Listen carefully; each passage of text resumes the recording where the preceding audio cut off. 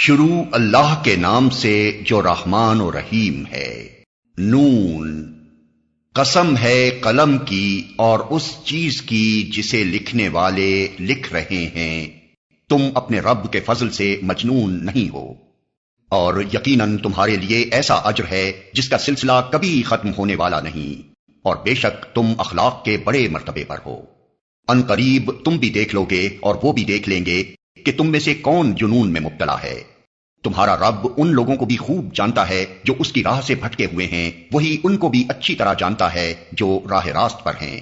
لہٰذا تم ان جھٹلانے والوں کے دباؤ میں ہرگز نہ آؤ۔ یہ تو چاہتے ہیں کہ کچھ تم مداہنت کرو تو یہ بھی مداہنت کریں۔ ہرگز نہ دبو کسی ایسے شخص سے جو بہت قسمیں کھانے والا بے وقت آدمی ہے، تانے دیتا ہے، چغلیاں کھاتا پھرتا ہے، بھلائی سے روکتا ہے، ظلم و زیادتی میں حد سے گزر جانے والا ہے، سخت بدعمال ہے، جفاکار ہے، اور ان سب عیوب کے ساتھ بد اصل ہے، اس بنا پر کہ وہ بہت مال و اولاد رکھتا ہے۔ جب ہماری آیات اس کو سنائی جاتی ہیں تو کہتا ہے یہ تو اگلے وقتوں کے افسانے ہیں، ان قریب ہم اس کی سونڈ پر داغ لگائیں گے۔ ہم نے ان اہل مکہ کو اسی طرح آزمائش میں ڈالا ہے جس طرح ایک باغ کے مالکوں کو آزمائش میں ڈالا تھا، جب انہوں نے قسم کھائی کہ صبح سویرے ضرور اپنے باغ کے پھل توڑیں گے، اور وہ کوئی استثناء نہیں کر رہے تھے۔ رات کو وہ سوئے پڑے تھے کہ تمہارے رب کی طرف سے ایک بلا اس باغ پر پھر گئی، اور اس کا حال ایسا ہو گیا جیسے کٹی ہوئی فصل ہو۔ صبح ان لوگوں نے ایک دوسرے کو پکارا کہ اگر پھل توڑنے ہیں تو سویرے سویرے اپنی کھیتی کی طرف نکل چلو۔ چنانچہ وہ چل پڑے اور آپس میں چپکے چپکے کہتے جاتے تھے کہ آج کوئی مسکین تمہارے پاس باغ میں نہ آنے پائے۔ وہ کچھ نہ دینے کا فیصلہ کیے ہوئے صبح سویرے جلدی جلدی اس طرح وہاں گئے جیسے کہ وہ پھل توڑنے پر قادر ہیں، مگر جب باغ کو دیکھا تو کہنے لگے ہم راستہ بھول گئے ہیں، نہیں بلکہ ہم محروم رہ گئے۔ ان میں سے جو سب سے بہتر آدمی تھا اس نے کہا میں نے تم سے کہا نہ تھا کہ تم تسبیح کیوں نہیں کرتے؟ وہ پکار اٹھے پاک ہے ہمارا رب، واقعی ہم گناہ گار تھے۔ پھر ان میں سے ہر ایک دوسرے کو ملامت کرنے لگا۔ آخر کو انہوں نے کہا افسوس ہمارے حال پر، بے شک ہم سرکش ہو گئے تھے۔ بعید نہیں کہ ہمارا رب ہمیں بدلے میں اس سے بہتر باغ عطا فرمائے، ہم اپنے رب کی طرف رجوع کرتے ہیں۔ ایسا ہوتا ہے عذاب، اور آخرت کا عذاب اس سے بھی بڑا ہے، کاش یہ لوگ اس کو جانتے۔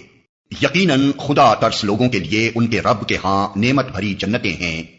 کیا ہم فرما برداروں کا حال مجرموں کا سا کر دیں؟ تم لوگوں کو کیا ہو گیا ہے؟ تم کیسے حکم لگاتے ہو؟ کیا تمہارے پاس کوئی کتاب ہے جس میں تم یہ پڑھتے ہو کہ تمہارے لیے ضرور وہاں وہی کچھ ہے جو تم اپنے لیے پسند کرتے ہو؟ یا پھر کیا تمہارے لیے روز قیامت تک ہم پر کچھ عہد و پیمان ثابت ہیں کہ تمہیں وہی کچھ ملے گا جس کا تم حکم لگاؤ؟ ان سے پوچھو تم میں سے کون اس کا ضامن ہے؟ یا پھر ان کے ٹھہرائے ہوئے کچھ شریک ہیں جنہوں نے اس کا ذمہ لیا ہو؟ یہ بات ہے تو لائیں اپنے شریکوں کو اگر یہ سچے ہیں۔ جس روز سخت وقت آ پڑے گا اور لوگوں کو سجدہ کرنے کے لیے بلایا جائے گا تو یہ لوگ سجدہ نہ کر سکیں گے، ان کی نگاہیں نیچی ہوں گی، ذلت ان پر چھا رہی ہوگی۔ یہ جب صحیح اور سالم تھے اس وقت انہیں سجدے کے لیے بلایا جاتا تھا اور یہ انکار کرتے تھے۔ بس اے نبی تم اس کلام کے جھٹلانے والوں کا معاملہ مجھ پر چھوڑ دو، ہم ایسے طریقے سے ان کو بتدریج تباہی کی طرف لے جائیں گے کہ ان کو خبر بھی نہ ہوگی۔ میں ان کی رسی دراز کر رہا ہوں، میری چال بڑی زبردست ہے۔ کیا تم ان سے کوئی اجر طلب کر رہے ہو کہ یہ اس چٹی کے بوجھ تلے دبے جا رہے ہوں؟ کیا ان کے پاس غیب کا علم ہے جسے یہ لکھ رہے ہوں؟ بس اپنے رب کا فیصلہ صادر ہونے تک صبر کرو، اور مچھلی والے یونس علیہ السلام کی طرح نہ ہو جاؤ جب اس نے پکارا تھا اور وہ غم سے بھرا ہوا تھا، اگر اس کے رب کی مہربانی اس کے شامل حال نہ ہو جاتی تو وہ مذموم ہو کر چٹیل میدان میں پھینک دیا جاتا۔ آخر کار اس کے رب نے اسے برگزیدہ فرما لیا اور اسے صالح بندوں میں شامل کر دیا۔